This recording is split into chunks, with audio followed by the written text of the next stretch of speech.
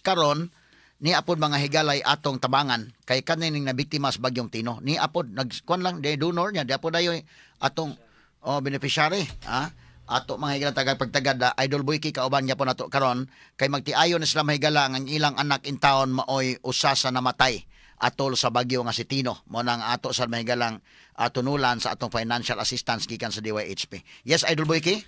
Attorney Rufil, kinabuhi sa usa ka 4 anyos ang lakip sa nakalas, no?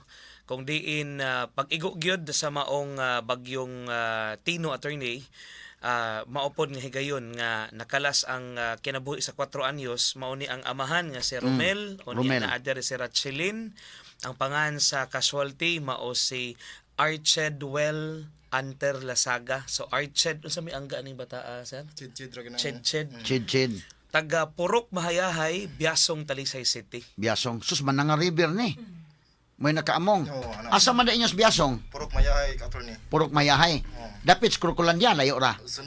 Ari sa may kuan sa ubos sa San Lucas, attorney. Okay. Nung sa mahitabuan ni anong na anod man iyong anak? Kuan mo na, attorney, kanang kanang time Pado sa microphone. ni kuan na sila kanang ni bakwit sila ng mga alas 4 today. Dayon ang akong anak, attorney, gusto mo gid makiguli. Ni ako na time nagtrabaho ko ana sa Busay.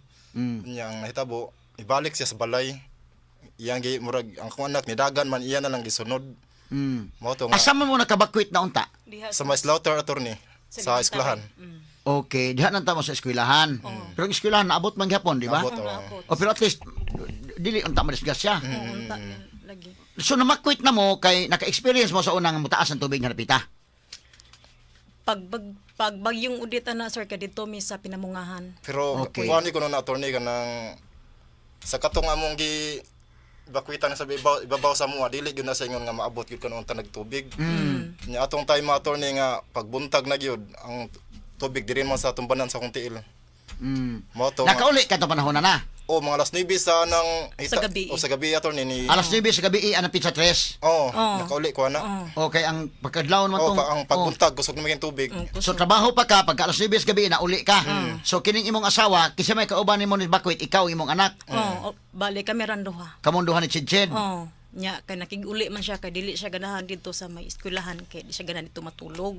Moto nga ang ako alang nganong ako pa siyang silbi gitugtan ngano nga ako pang mauli pagid mi nga dito naman unta mi sa eskwelahan. Sus Ginoo. Moto nga pag-abot mo mga alas 5 na siguro to, moto mga pagka alas 9 abot ni siya. Moto nga kanang mga alas 12 sa tungang gabi iyang manghud usa. Namukaw mo, attorney, kaya ang tubig ni soda man dito Dasa sa mo mua. tugkaran.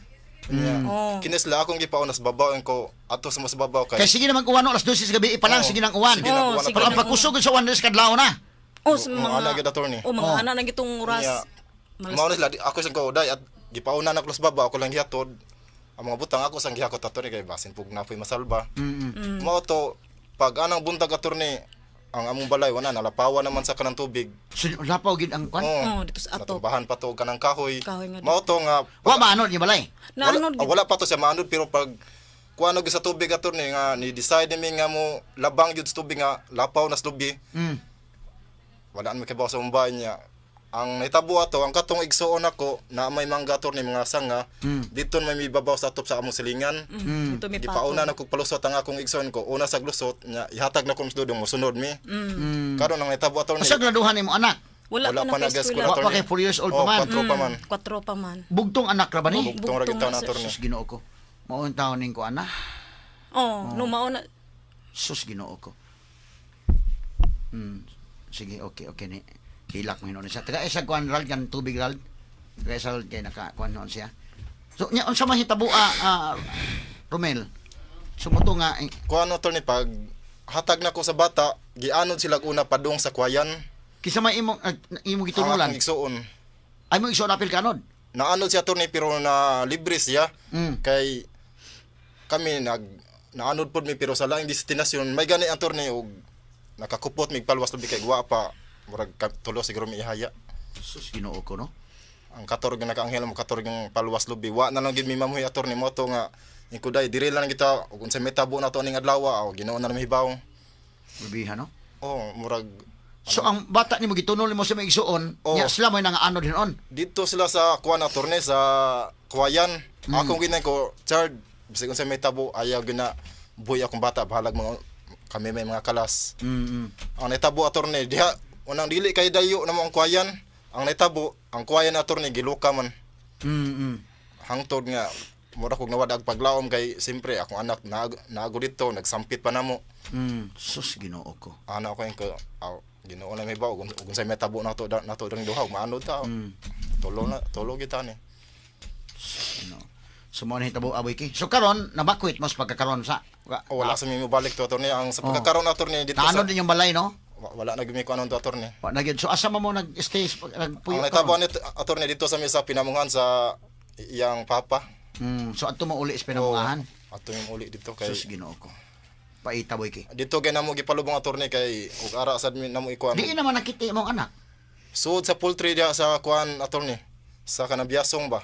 Oh, Poltus Biaso. Oh, nya kami gasige mig coordinate sa mga rescuer sa Coast Guard nga sige mig balik-balik sa city Karon hall. sa ano nakita na kana adlaw? Pag-ugma na attorney. Pagkaugma na. Oh, sa hapon. Mga alas 2 siguro to attorney sa hapon. Ana. Sus Ginoo ko.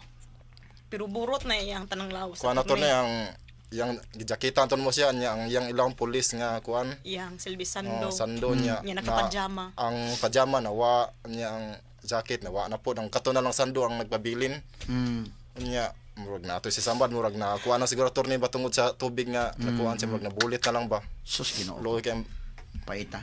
Kini ni ang among mga pasubo no di gid lalim ning hitabua mga kagalaan ni ini mga nabiktima in town sa Bagyo. Karon kami sa CBN DYHP ug IFM naalami ginagmay pod nga mong itunol ninyo nga financial assistance kini dili ni ingon nga di man bayran gyud ang kinabuhi no.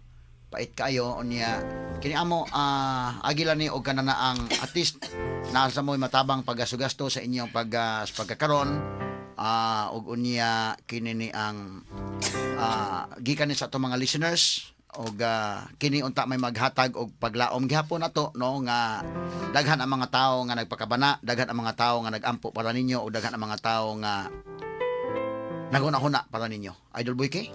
Attorney Rufil, no, sayod ta nga makapa kuan kaayo ba makapa kana ganing wagwa sa kusog no kiliman Pero attorney osmito only po, child mo gud attorney Oo. nasayod ta ba nga taas kay sila paglantaw sa ilang anak unya mga kugihan sad nga mga ginikanan kay naning kamot sad sila nga makapadako silang anak pero sayod ta nga dili gid tanang butang mo lungtad nato labi nang kinabuhi nga fleeting kay attorney Rufil lumalabay lang pero ania among ipahibaw ninyo nga naa ang DYHP FM daghan ani ampo alang ninyo Sir Romel and Rachilin unya pahasubo balik-balik ko namo pahasubo og mga pag-ampo attorney kay kani po sila duha nang inhanglan po ni og psychosocial support attorney Rufil kay tanawa pareha ni ma'am nga murag presko pa kaayo ba Oh, mo na hilak siya mga kita picture lang sing anak. Tinuod. Tingali matabangan ninyo na Boy K nigawas na Boy K may istorya lang gamay tingali.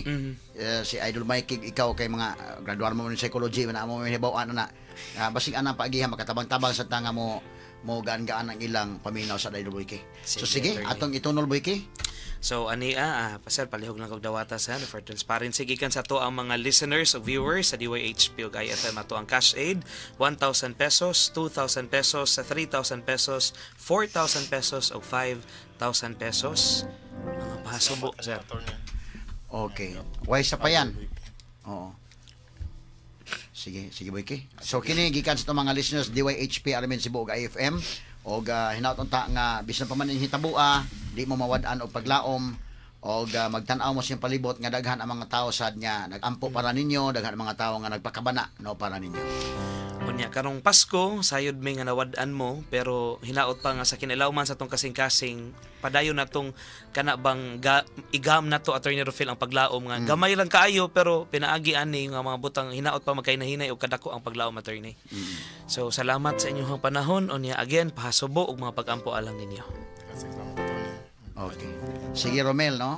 Among mga pasubo gikan sa DYHP IFM o sa atong mga listeners tanan wa sila dinhi kauban ninyo karon manaminaw sila so mo na among mga pasubo gikan namong tanan og among padayon sa among mga pag-ampo wa mo mag-inusara ini panahon sa kalisod. Okay. Is higher and I long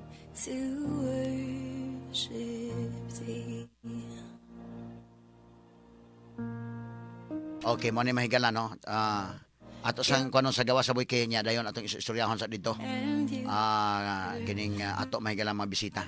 Imna na sa ng tubig para kuan. Sige para kay inahan mahigala mahibaw ta dili lalim sa side gyud sa usa ka inahan mga sukiti paminaw.